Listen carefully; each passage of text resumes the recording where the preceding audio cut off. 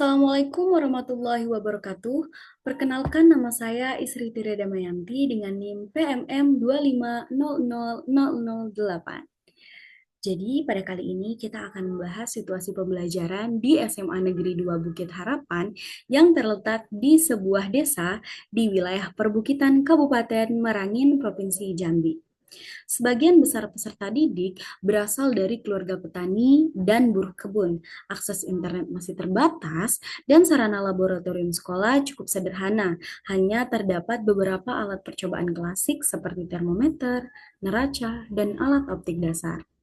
Guru fisika Ibu Rani mengajar kelas 11 dengan jumlah siswa 28 siswa.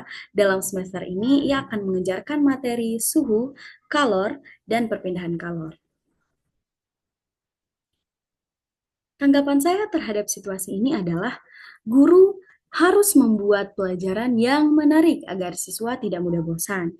Materi suhu, kalor, dan pemindahan kalor dapat dikaitkan dengan kehidupan sehari-hari agar lebih mudah dipahami oleh siswa. Misalnya dengan memberi contoh proses memasak atau menggunakan pakaian tebal di daerah dingin. Penyebab situasi tersebut adalah karena sekolah berada di daerah perbukitan, kondisi ekonomi masyarakat yang mayoritasnya petani dan buruh kebun, kondisi keterbatasan internet, dan alat laboratorium yang tidak lengkap dapat membuat guru sulit untuk berkreativitas menyusun strategi pembelajaran yang sesuai dengan keadaan siswa. Berdasarkan dari artikel yang saya dapatkan, menurut Wibawa DKK 2021, game-based learning merupakan inovasi yang efektif untuk beradaptasi di masa new normal karena mampu membuat belajar menjadi lebih menyenangkan melalui kegiatan edukatif seperti kuis. Jadi menurut saya game-based learning ini tidak hanya cocok untuk di masa new normal saja, tapi juga cocok pada situasi sekarang ini, di mana guru bisa menggunakan alat-alat sederhana yang berada di kelas, contohnya seperti batu, air hangat, logam, udara, dan lain-lain. Lalu guru meminta siswa untuk mengukur suhu dari benda-benda tersebut menggunakan termometer. Selain itu, guru juga bisa menyiapkan 2 gelas air lalu memasukkan sendok kayu dan sendok besi, di mana nanti setelah beberapa waktu guru diminta untuk menebak bagaimana hasil dari percobaan tersebut. Nah, kalau dari saya pribadi,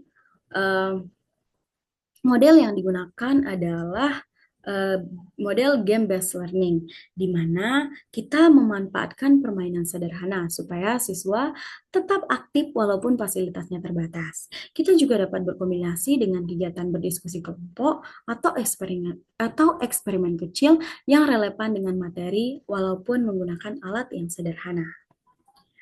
Dan yang terakhir, metode yang digunakan menurut saya adalah game-based learning dengan menggunakan metode permainan edukatif dan diskusi kelompok tentunya. Strateginya mengacu kepada siswa dengan pendekatan saintifik, di mana kita semua tahu bahwa pendekatan saintifik adalah proses pembelajaran yang membimbing siswa untuk secara aktif mengkonstruksi konsep dan prinsip melalui serangkaian kegiatan, yaitu sistematis, yaitu mengamati, menanya, mencoba, menalar, dan mengomunikasikan. Nah, selanjutnya strategi yang kita gunakan tentu saja tadi saintifik, dan teori yang kita gunakan adalah teori konstruktivisme. Di mana teori konstruktivisme ini adalah pandangan bahwa individu membangun pengetahuannya sendiri secara efektif berdasarkan pengalaman pribadi dan interaksi dengan lingkungan.